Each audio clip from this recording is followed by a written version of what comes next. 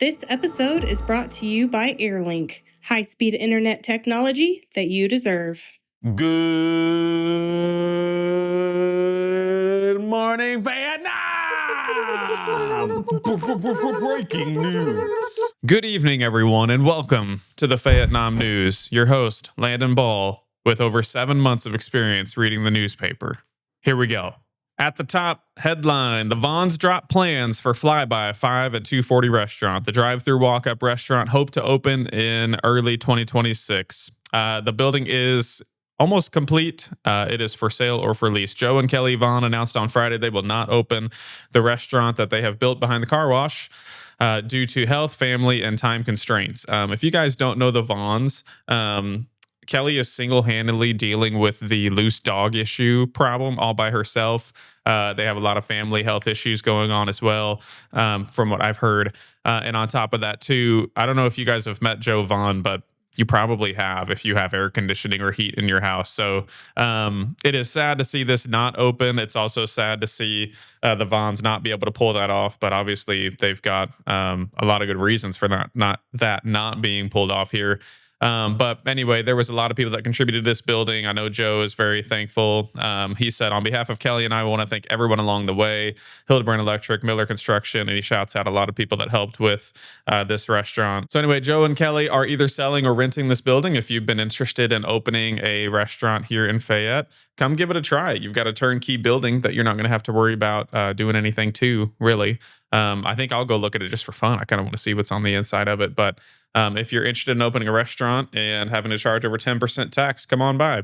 Here we go. CMU Music Fest is this Friday. 49 bands and choirs are competing at the CMU Music Fest. That brings a lot of Lil Snots here into Fayette, just so you know, which is great because they will want to come eat and have ice cream. I think Henry's is opening early that day. Subway is on the square. Lafayette's there. I don't know if Max is open for lunch there, but just so everybody knows, Friday will be a wild day here in Fayette. But yeah, you have over 49 bands, or at least 49 bands coming to compete. Approximately 1,000 middle school and high school musicians from around the state come and perform and compete. Fayette Board of Education approves 2026-2027 school calendar, purchase of a new propane-powered bus. The Fayette Board of Education unanimously... That word is the bane of my existence. I think Justin uses it on purpose. Unanimously approved the district's 2026-27 school calendar, the purchase of a new propane-powered school bus, and a switch to a new insurance consortium. What's that word mean? I'm Googling that. Consortium? Epic.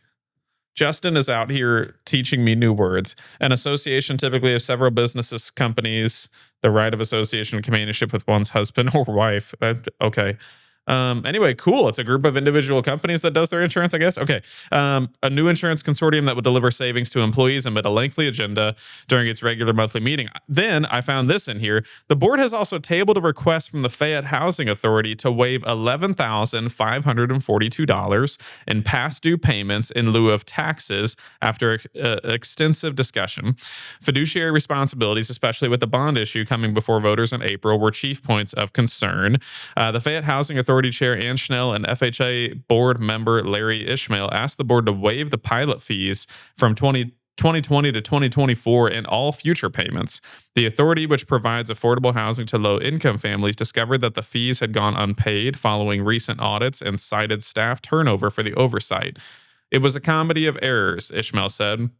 Schnell noted that the authority has only 8 of its 50 apartments currently occupied and is launching a $1.7 million campaign to renovate all units with energy-efficient HVAC units. She said other local entities, including the library board, have agreed to waive the fees. The Howard County Ambulance District is also considering waiving the fees, she said, and reported that the county commission is waiving fees and owed those for the next 5 years.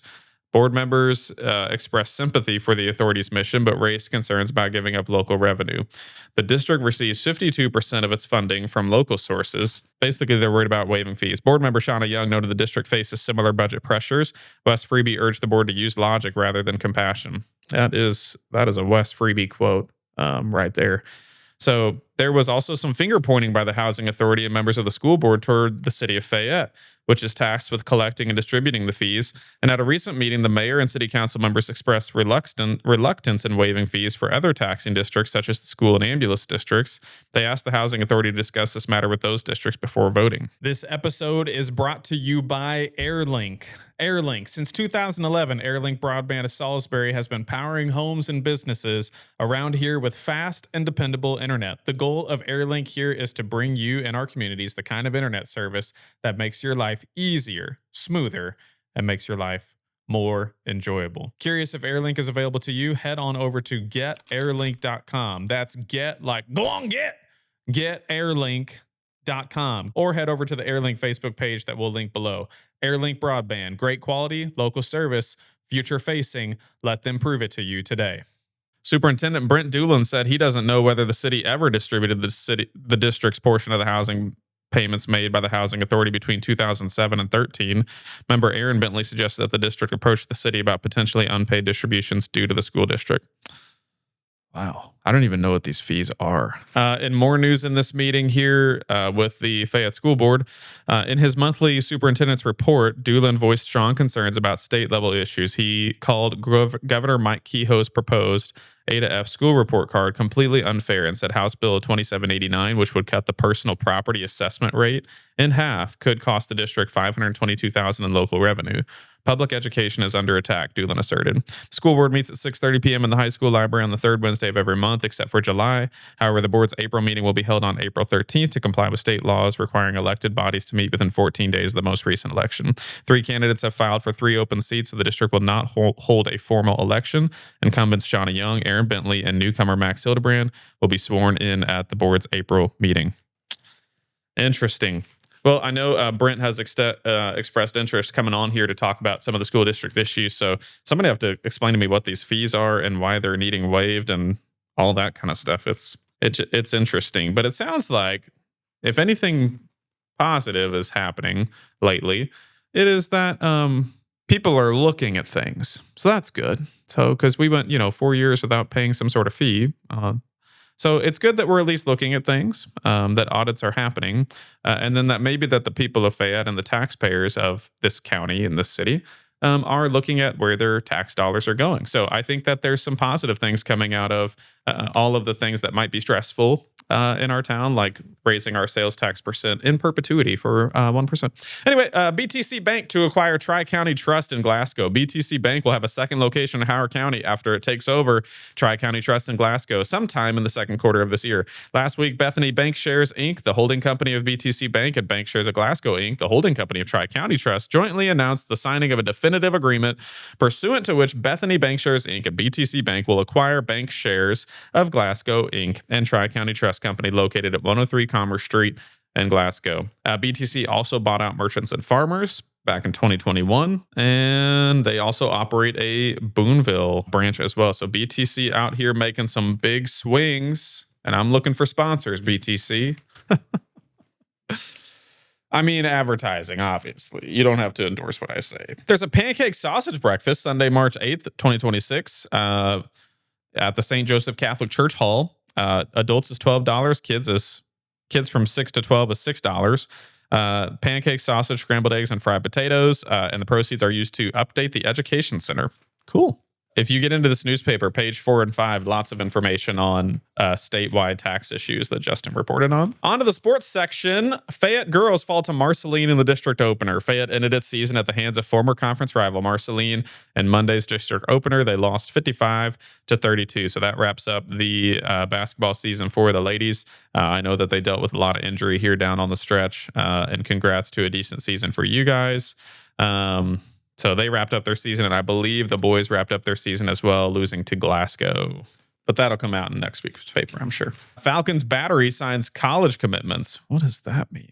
Fayette starting catcher Peyton Oath signs his national letter of intent to play baseball at State Fair Community College. And Fayette starting pitcher Ethan Bean signs his national letter of intent to play baseball at Central Methodist next fall. Congrats to you guys going on to play college sports. That's not an easy feat. Have fun and welcome to a full-time job where you will be exhausted and you need to eat about 3,000 calories to not lose weight, both of you. Help wanted from the City of Fayette. The following summer job position is now available for the City of Fayette Municipal Pool Manager. So if you want to manage the pool and or if you want to lifeguard, the City of Fayette has some job openings there. Let's look at some upcoming events. Today, Thursday, school gets out early and they have no school on Friday for parent-teacher conferences. There is a Howard County Progressive regular scheduled potluck and discussion at 6 p.m. at the Episcopal Church. Next Wednesday, FHS Student Council Red Cross Blood Drive. And that's it, man. Not a lot of activity happening, which is okay. Sometimes in a little town, it just needs to be quiet. Not a lot of tax talks in this paper. Tax talks? Dude, somebody should make a TikTok, but only with tax information on it. That'd be epic. But hey, the Dow is up. So that's my special announcement this week. The Dow is up. So don't pay attention to fraud or possibly pedophiles. Here we go. On to the Fayette News Exchange, sorting by most recent. And here we go. Natalie Littleton says, attention Fayette area. The city of Fayette is testing tornado sirens today, which will be yesterday. So this is an unimportant announcement to include in my segment. Kelly Beeler said, recently I was made aware of a large cat dumping. And I know what some of you are thinking. A huge pooping place? No. Somebody dumped 11 cats that took place on February 13th, just off of Old 40 on County Road 433. I was hopeful that my outside cat, who was recently trapped and dumped, was one in this group, but unfortunately she was not. So, okay. So this looks like there was a bunch of cats trapped and then dumped. Interesting. Or at least that's what she's alleging. Then Kelly said, I want to clarify that we are unsure where the cats come from and who dumped them. I believe that there are multiple people doing this all over. In any case, none of it's okay, and there has to be a better way. We need to work together on a plausible solution. I also believe that there are some cats and someone's pets, that the rest are feral. I hope that people understand that feral cats don't choose this life, and cycle will continue if they are not spayed to stop the generational growth. For me, it's about compassion and humanity. Well said. That got 148 shares. Holy smokes. Somebody tagged the Humane Society saying, Humane Society may be able to enlighten our little town and how to notify the Cruelties Task Force is dumping cats. Feral not is illegal and should be enforced as animal abandoned. Agreed. There's plenty of laws preventing this. It's just about whether we enforce the laws. Just so everybody knows, I did watch a few college students down on Elm Street get chased by a pit bull. Did not see them get bit, but I did call the non-emergency number, and they said, yeah, we know whose dog it is. We'll let them know. At least, like, if this is our biggest issue. It's not. It's not. But if it was, it would be the Dow is up 50,000. Okay. This is the alien files unredacted. Okay. Actually, it's not even that, because the city's not even focusing on this problem. What is the city focusing on? That's the question. That's the question right here. Taxes. This town is exactly the kind of town you'd see in like a horror movie. It's like this like small town that nobody knows about. And I don't think it's that. I think Fayette really has potential. I think it's just everybody in here. When you are in it, it doesn't look pretty. You know, if people come here, I think it's charming and enchanting. Just like any time, like if you go on a first date, or it's sometimes, you know, I don't have any experience on Tinder, but that picture is just not what they actually look like, you know, when they actually get on that date. So I do think that here's my compelling here is let's make this town's picture look exactly what it's like. All right. I was always 5'8" on Tinder. Yeah, I mean, let's just be honest, okay? And again, like lots of times you can overcome dad bod and odd facial features with a sense of humor, right? So some things we can't fix in this town, but can we be honest and have a sense of humor about it as well? But there are some problems that we can fix, right? We can be like, well, we don't have Chick-fil-A, but we also don't have loose dogs. You know, we could do something like that where it's like, hey, we need to make a Tinder profile for Fayette. Boom. Zillow needs to get off home buying and just start advertising towns, whatever. There's a chili cook-off coming to Grace and Truth Christian School. Chili cook-off fundraiser Sunday, March 8th.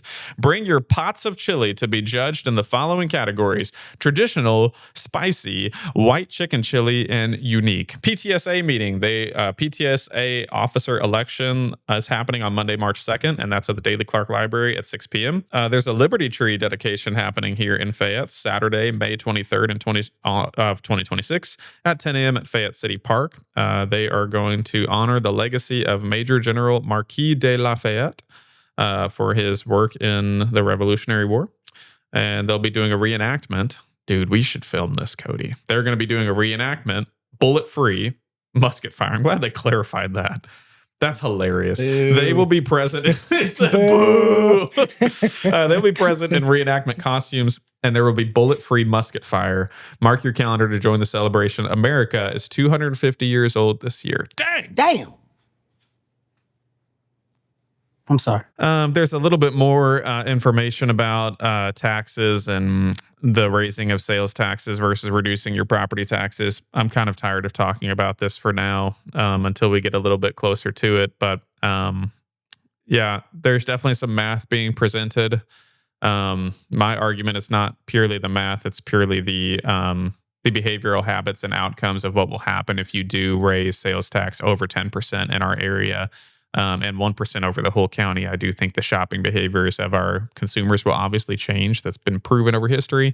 And I don't think our little towns can afford it, to be super honest. Central Dispatcher caught some heat for sharing the Kelly and Joe Vaughn Flyby 240 restaurant closing, but they did share this cool post from a while back with with Old Highway 5, which used to be kind of a booming business sector where you had a fully functional McDonald's, a fully functional Dairy Queen. There was a Fayette Farm and Home Center where the Brown home is now. There's still a gas station there and things like that, but lots of people are reminiscing on the old days, and I would just ask some people to start asking questions on what changed, what changed in our town from 2009 to now, or what didn't change that needed to change that we should make a change on. So maybe I'll do some work on that and think about that. I think that's it for the Fayette News Exchange on this end. Anything else we need to talk about, Cody?